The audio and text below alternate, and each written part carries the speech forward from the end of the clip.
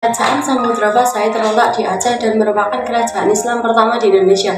Kerajaan ini didirikan oleh Meora Silu pada tahun 1267 Masehi. Nanti asalnya adalah nama baru Meora Silu setelah ia masuk Islam dan merupakan Sultan Islam pertama di Indonesia, berkuasa lebih kurang 29 tahun.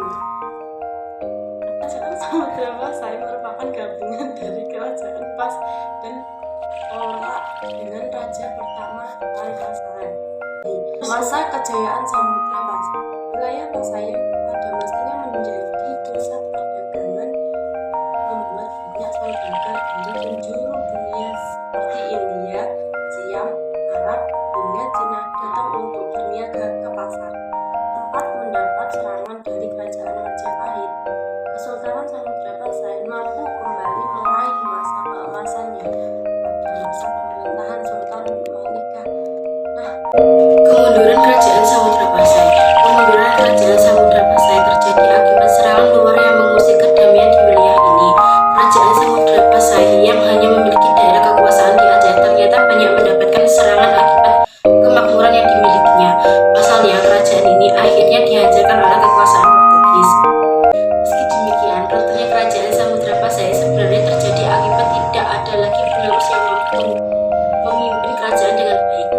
Hal ini dapat diketahui dari masa kehancuran kerajaan yang tercatat pada tahun 1521 Masehi. Sedangkan sultan terakhir yang memimpin kerajaan ini yaitu Sultan Zainal Abidin IV telah berakhir pada tahun 1517 Masehi. Samudra Pasai. Jejak peninggalan Kesultanan Samudra Pasai diketahui melalui bukti arkeolog. Ditemukan makam Raja-Raja Pasai di Kampung Geudok, Aceh Utara. Area makam para Raja Samudra Pasai itu berada tidak jauh dari reruntuhan bangunan Kesultanan Samudra Pasai yang persisnya berlokasi di Desa Bauringin, Kecamatan Samudra, Blok Semawe. Dari deretan makam para raja terdapat makam atas nama Sultan Malik As-Saleh, yakni raja pertama sekaligus pendiri Samudra Pasai. Selain pemakaman, kerajaan Samudra Pasai meninggalkan lonceng cakra donya, stempel khas kerajaan, buku tasawuf sehingga karya tulis hikayat Raja Pasai. Kehidupan politik pada masa kerajaan Samudra.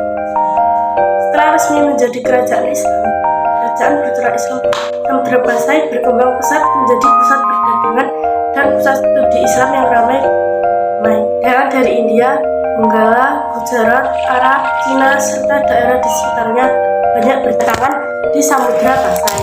Samudra Pasai setelah bertahannya kuat segera meluaskan kekuasaan daerah pendalaman meliputi Tamiang, Boek, Bimba, Merlangga, Breuna, Singsepa, Bulah Telang, Dua, Samudra, Perla, Gambut, Air, Ramat Candi, Tukas, Pekan, dan Pasai. Kehidupan ekonomi di masa kerajaan Pasai. Dengan letak yang strategis, maka Samudra Pasai berkembang sebagai kerajaan maritim dan bandar transito. Dan demikian Samudra Pasai peran Sriwijaya di Selat Malaka. Kerajaan Samudra Pasai memiliki pengaruh atas pelumbuhan penting di bidang perlak dan lain-lain. Samudra Pasai berkembang pesat pada masa pemerintahan Sultan Malik At-Thohir II. Hal ini juga sesuai dengan keterangan Ibnu Batullah. Komoditas perdagangan dari samudra yang penting adalah ada kapur barus dan emas.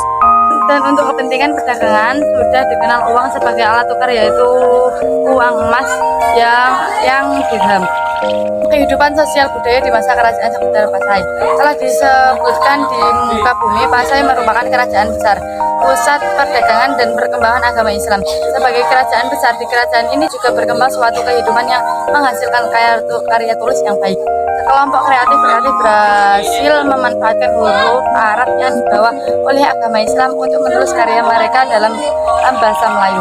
Inilah yang kemudian disebut sebagai bahasa Jawi, dan hurufnya disebut Arab Jawi. Di antaranya karya tulis tersebut adalah Hikayat Raja Pasai atau HRP. Bagian awal teks ini diperkirakan ditulis sekitar tahun 1360 Masehi. Bahasa Melayu tersebut kemudian juga digunakan oleh Syekh Al-Sindi untuk menuliskan buku-bukunya. Sejarah dengan itu juga berkembang ilmu tasawuf. Di antaranya buku tasawuf yang diterjemahkan ke dalam bahasa Melayu adalah Darul Mansus, karya Maulana Abu Ishaq kitab ini kemudian diterjemahkan ke dalam bahasa Melayu oleh E. Magdum Patakan atas permintaan dari Sultan Malaka.